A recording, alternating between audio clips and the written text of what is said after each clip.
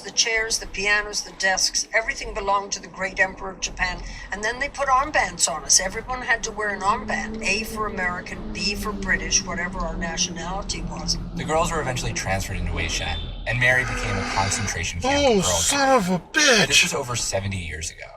But when Mary talks about the camp, it sounds like she's still there. Like she's 12 years old again. She's had this story about the brown owls insisting on good table manners. Absolutely true.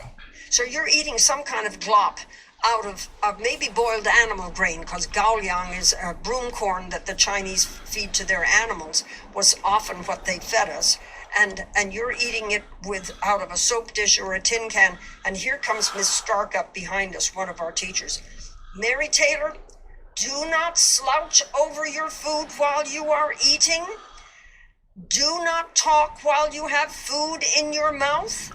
And there are not two sets of manners, one set of manners for the princesses in Buckingham Palace and another set of manners for the Weishan concentration camp.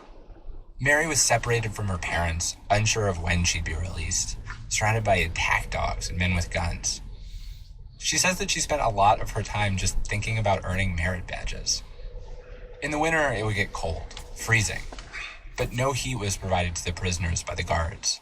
Instead, Mary and her friends had to go collect leftover coal shavings from